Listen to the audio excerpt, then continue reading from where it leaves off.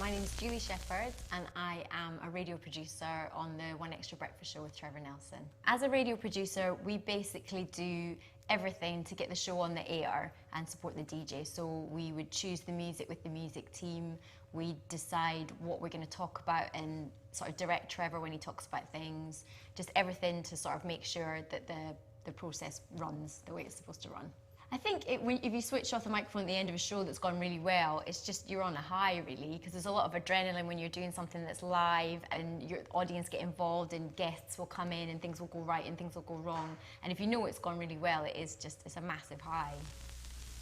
For a long time I knew I wanted to do some kind of media production, but I wasn't sure exactly what I wanted to do. Before that I wanted to be a journalist. And then before that, when I was really young, I wanted to be an archaeologist, which is completely different. When I was about 10, 11, I was really, really interested in history and Greek myths and stuff like that. And I think because of that, I wanted to go into archaeology because I had a bit of a sort of romantic idea of what it was.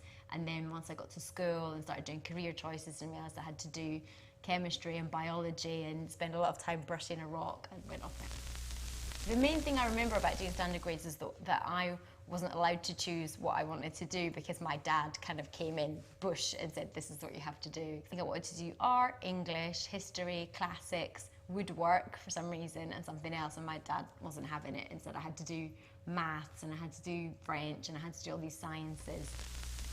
I really didn't know what I wanted to do, so instead of going away to university, I went to a local college and did an HNC in media production. By that point, I decided I wanted to work in film and I wanted to make films. And at the end of that, I applied to a load of unis and I got accepted at Manchester and Bradford to do quite technical media production courses, and I ended up going to Bradford. Around the time when I was finishing university, I think, because obviously I'm from Scotland and I was at university in Bradford, the main thing was I didn't want to go back to Dundee because I knew I wouldn't be able to get a media job in Dundee, so I wanted to move to London. I think I applied for about 5 different jobs, and the BBC job was one of the ones I applied for, and it was a researcher job in Radio 2, and they actually offered me that job, I think something like the day after I finished university. So I was really lucky that I ended up just walking out of university into a job.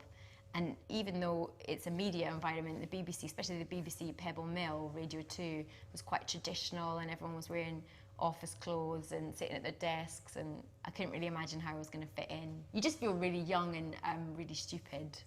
Like, that's what I remember. The main turning points, I think, in my career would probably be when I'd been at Radio 2 for about 2 years and I would really kind of had enough of it and it got quite boring. But then they announced all the digital services, so they announced One Extra, and I remember just being so excited about it and thinking, I have to work there, I have to work there. And one of the executive producers took me to the hip hop summit in Puerto Rico because he wanted me to make a documentary with somebody, and that was just like one of the best experiences of my life. I think that would be the point at which I sort of started climbing up a bit. I think the things that I've found difficult is mainly just being away from home. So obviously once I got settled in Birmingham for about 3 years, because I really, really wanted the job at One Extra, I moved to London for One Extra, so then you're sort of back in the same situation of being in London and not really knowing anybody. So I think that's the main thing, that's really hard, and I still really miss my family, so that's the main difficult thing. In terms of what I do creatively and in terms of the music and the lifestyle, this is really perfect for me now. But I think professionally I would need to sort of move on and find some new challenges in the next 5 or 10 years.